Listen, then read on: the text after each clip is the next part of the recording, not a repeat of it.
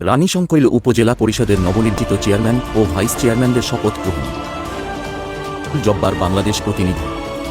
শপথ গ্রহণ করলেন ঠাকুরগাঁওয়ের রানীশংকৈল উপজেলা পরিষদের নবনির্বাচিত chairman Ahmed Hossain Biplob, vice chairman Sohel Rana ও মহিলা ভাইস চেয়ারম্যান শারমিন আক্তার।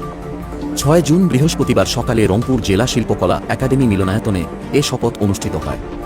এতে প্রধান অতিথি হিসেবে উপস্থিত থেকে শস্য উপজেলার নবনির্বাচিত জনপ্রতিনিধিদের শপথবাক্য পাঠ করান বিভাগীয় কমিশনার জাকির হোসেন। এ সময় রংপুর বিভাগের স্থানীয় সরকারের পরিচালক আবু জাফরের সভাপতিত্বে অন্যান্যর মধ্যে উপস্থিত ছিলেন রানীশংকৈল উপজেলা নির্বাহী অফিসার রকিবুল হাসান, অতিরিক্ত ডিআইজি রংপুর রেঞ্জ রশিদুল ইসলাম, মেট্রোপলিটন পুলিশের ভারপ্রাপ্ত কমিশনার সাইফুজ্জামান ফারুকী, জেলা প্রশাসক মোহাম্মদ মোবাশ্বের হাসান ও পুলিশ সুপার ফেরদৌস আলী চৌধুরী। শপথ গ্রহণ শেষে নবনির্বাচিত চেয়ারম্যান আহমদ হোসেন বিপ্লব ও ভাইস চেয়ারম্যানগণ নেতাকর্মীদের নিয়ে বঙ্গবন্ধু শেখ মুজিবুর রহমানের প্রতিকৃতিতে পুষ্পার্পণ করেন। এ সময় উপস্থিত ছিলেন রানীশংকৈল উপজেলা আওয়ামী যুবলীগের সাবেক সভাপতি ও সাবেক মেয়র আলমগীর সরকার, হোসেনগাঁও ইউপি চেয়ারম্যান মতিউর রহমান মতি, রানীশংকৈল বিএম কলেজের অধ্যক্ষ আহসান হাবিব নবাব, রাঙাটুঙ্গি ইউনাইটেড ফুটবল একাডেমির প্রতিষ্ঠাতা সাবেক অধ্যক্ষ তাজুল ইসলাম, উপজেলা স্বেচ্ছাসেবক লীগের সাধারণ সম্পাদক আরফান আলী, উপজেলা আওয়ামী লীগের কার্যনির্বাহী সদস্য তারেক আজিজ। নবনির্বাচিত উপজেলা চেয়ারম্যান ও ভাইস চেয়ারম্যানগণের শপথ গ্রহণ অনুষ্ঠানের সফর সঙ্গী রানীশংকৈল উপজেলার বিভিন্ন নেতাকর্মী ও সমর্থকরা উপস্থিত ছিলেন।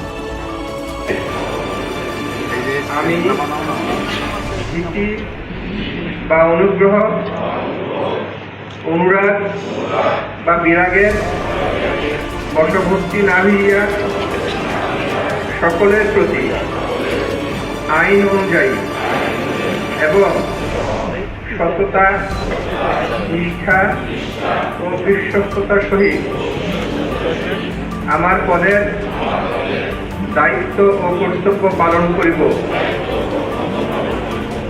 আমি বাংলাদেশের প্রতি অকৃত্রিম বিশ্বাস ও আনুগত্য পোষণ করিব। ধন্যবাদ। সম্মানিত কর্মীবৃন্দ, আসসালামু আলাইকুম।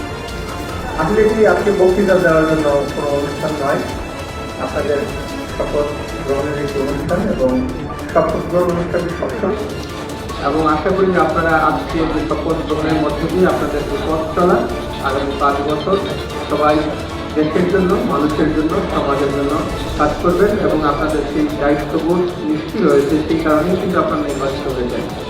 অর্থাৎ আবারও আপনাদের সবার শুভকামনা করি, সুস্বাস্থ্য কামনা করি, মঙ্গল কামনা করি। জয় বাংলা, বাংলাদেশ চিরদিন।